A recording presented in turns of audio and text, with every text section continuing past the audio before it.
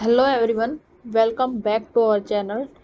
Today in this video I will discuss with you types of decisions. Basically these are five type of decisions. So let's start with the very first types of decisions is a program and non-program decisions.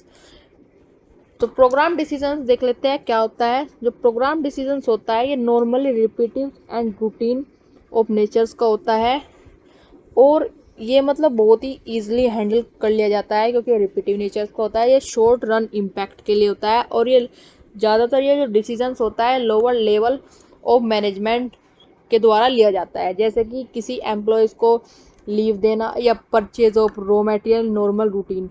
अगर कोई manager इन decisions को लेने में बहुत ज़्यादा अपना time waste कर रहा है, तो ज़्यादा टाइम लगा रहा है, तो इसका मतलब है कि वो अपना टाइम बहुत ज़्यादा वेस्ट कर रहा है।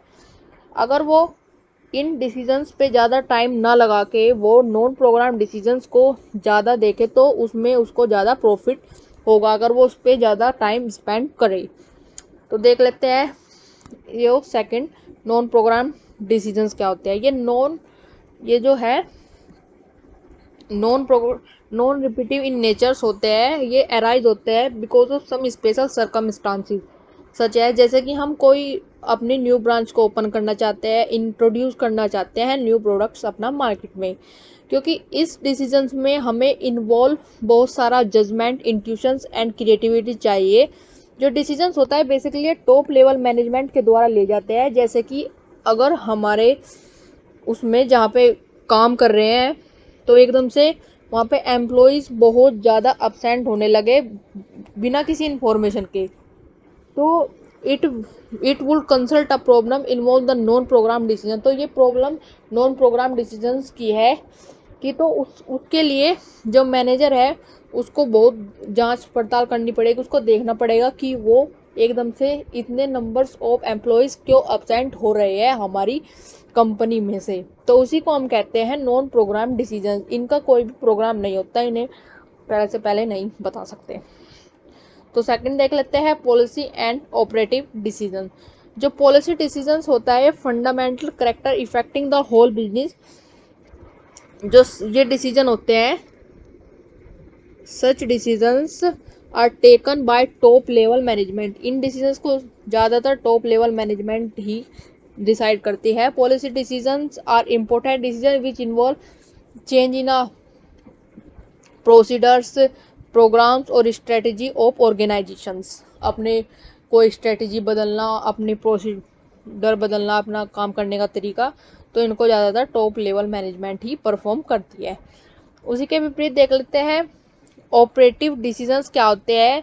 जो डिसीजंस होते हैं इनको ज़्यादातर मिडल लेवल मैनेजमेंट के ही पीपल लेते हैं, क्योंकि इसका रीज़न ये है क्योंकि जो जो मिडल लेवल के, जो सुपरवाइजरी लेवल के होते हैं, उन्हें ज़्यादा नॉलेज होती है ऑफ द ऑपरेशंस, जैसे कि divisions of work, delegations of authority, time payment of overtime wages, कि ओवर टाइम्स पे कितनी वेजेस चाहिए। ये सब एग्जांपल्स होते हैं हमारे ऑपरेटिव डिसीजंस के। अब देख लेते हैं इसका थर्ड डिसीजंस या स्ट्रेटेजिक्स एंड रूटीन डिसीजन। जो हमारा स्ट्रेटेजिक डिसीजंस होता है related to policy matter and usually involve large investment और एक्सपेंडिचर्स ऑफ फंड। जो डिसीजंस होता है मोस्टली नोन एज रिपीटिव।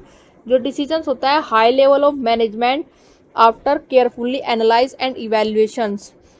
ये डिसीजंस अगर हमें इसमें छोटी सी भी हमारी मिस्टेक हो गई ना, तो हमारा ऑर्गेनाइजेशन बिल्कुल इंजर्ड हो जाएगा, बिल्कुल ख़त्म हो जाएगा। जो डिसीजंस होते हैं ये हमें बहुत ही सोच समझ के लेने पड़ते हैं। अगर हमने कोई भी छोटी सी एक मिस्टेक की, जैसे कि हम किसी अपने उसको लगा रहे हैं, जैसे कहीं अपनी कोई इंडस्ट्री वगैरह, तो वहाँ पे हमें लोकेशन देखनी पड़ेगी, वहाँ की हमें वहाँ का साइज़ देखना पड़ेगा बिजनेस का, और वहाँ पे हमें देखना पड़ेगा उसका प्राइसिंग अपना कितना रखना चाहिए। सो ये एग्जांपल होते हैं हमारे स्ट्रेटेजिक डिसीजंस के। अब देख लेते हैं रूटीन डिसीजंस क्या होते हैं। जो रूटीन डिसीजंस होते हैं day to day operations of the organisation में होते हैं, ये वेरी इंपॉर्टेंट होते हैं। जो डिसीजंस होते हैं इनमें ज़्यादा एनालिसिस एंड इवैल्यूएशन नहीं चाहिए, ये जल्द से जल्द बन जाते हैं। जो डिसीजंस होते हैं जनरली इनको middle level first line managers लेते हैं। They do not involve any high risk और अनसर्टेनिटी सच है, जैसे कि हम कोई रूल्स बनाते हैं, प्रोसेस ऑफ वर्किंग बनाते हैं, किसी sending samples of our product to the government investigation centre is routine decisions. तो ये इस टाइप के डिसीजंस हमारे रूटीन डिसीजंस होते हैं। देख लेते हैं 4 डिसीजंस हमारा इंडिविजुअल्स एंड ग्रुप डिसीजन। जो इंडिविजुअल डिसीजंस होता है ये बनाया जाता है इंडिविजुअल के द्वारा, एक ओनर के द्वारा और टॉप एग्जीक्यूटिव। ये डिसीजंस वहाँ पे ले जाते हैं जहाँ पे बिजनेस की यूनिट बहुत ही छोटी होती है और ये डिसीजंस को लेना बहुत ही इम्पोर्टेंट होता है। जो बंदा इस डिसीजंस को लेता है उनके पास बहुत ही ज़्यादा टेक्निकल नॉलेज की ज़रूरत होती है, क्योंकि उसको एक ही आदमी लेता है और डिसीजंस को खुद। तो उस अगर कोई अकेला आदमी ले रहा है तो उसके पास अच्छी नॉलेज होनी चाहिए, तभी वो इस टाइप के इंडिविजुअल डिसीजन ले सकता है। जो इसी के विपरीत जो ग्रुप डिसीजंस होते हैं, ये मैनेजर टीम्स कमेटी और सम कमेटीज, जो टॉप लेवल मैनेजर होता है वो फील करता है कि जो इंडिविजुअल होता है वो अच्छे तरीके से इस डिसीजंस को अकेले नहीं ले सकता, अगर ग्रुप में ही डिस्कशन होगा तभी इसका हल निकल सकता है। So the top manager fix the time with which the committee is expected to submit its report and concrete result। तो वो टॉप लेवल मैनेजर अपने सभी एम्प्लॉयज़ को एक टाइम दे देता है कि सब अपने मतलब जो अपने डिसीजंस की का अपना डिसीजंस लेके मुझे बता देना, इसकी फाइल सबमिट कर देना जो भी इसकी रिपोर्ट होगी। अब देख लेते हैं मेजर और माइनर डिसीजंस क्या होते हैं।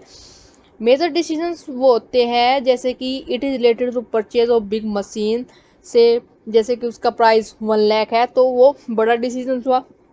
और माइनर डिसीजंस होते हैं जैसे purchase of fountain pen ink और a few reams of pens and are a major materials and may be declare by the office superintendents. Okay, thank you. मिलते हैं आप अपनी नेक्स्ट वीडियो में।